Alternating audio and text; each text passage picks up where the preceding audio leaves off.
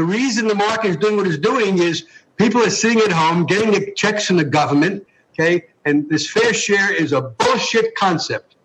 It's just a way of attacking wealthy people. And, I think it's inappropriate. We all got to work together and pull together. You might be wondering, who is that angry billionaire? Well, his name is Lee Cooperman, and he is not a fan of what is going on right now in the stock market. This is not going to end well when it ends. And the bigger question is, when does it end? I don't think it ends soon, but I think it will end, and it will end very badly for the public. Well, it wouldn't be the first time for things to end in tears for Lee Cooperman. I think it's kind of obvious. People can not only see the emotion on your face, but hear it in your voice when you talk about this, Lee. Why? I care.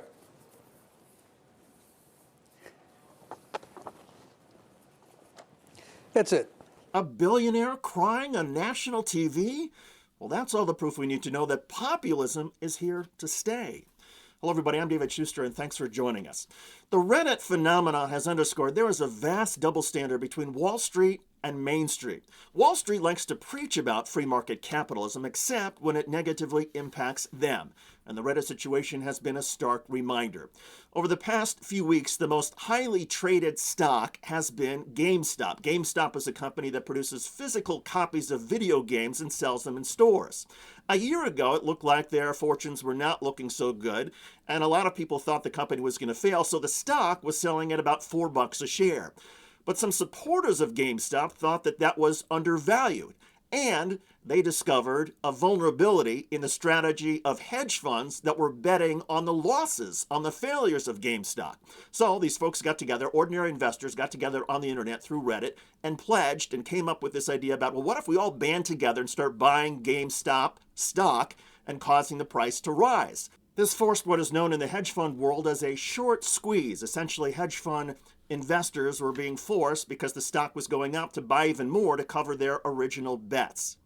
Well, this became sort of a vicious cycle for the hedge funds, because the stock continued to go higher and higher, making a lot of money for people who had been buying GameStop stock to drive up the prices originally, and costing a huge transfer of wealth from these hedge fund investors to ordinary investors who are using internet platforms and getting together on Reddit. Now, as you've probably seen, a lot of these hedge fund billionaires, who again make money treating the stock market like a casino, they've been whining and crying about these ordinary investors banding together, because they say it's somehow market manipulation, as if the hedge fund and investor classes never engage in market manipulation or treating the stock market like it's some sort of casino. Vermont Senator Bernie Sanders has been tweeting about the general angst of this billionaire investor class, and he says, oh, look, another billionaire is mad that he might have to pay more taxes while children in America go hungry and veterans sleep on the street. Cry me a river. Yes, we will make Wall Street billionaires pay their fair share of taxes and create an economy that works for all of us. And to underscore the power of populism out there right now, this group of investors on Reddit, they've moved on, and they're now using the same strategy to drive up the price of a virtual currency called Dog Coin. It was originally started as an internet parody based on a dog meme, but using the same strategies and attacking the vulnerabilities of hedge fund managers, these ordinary investors have caused Doggy Coin to surge by 370% over the past week. Populism is not going anywhere. If anything, it is only getting stronger.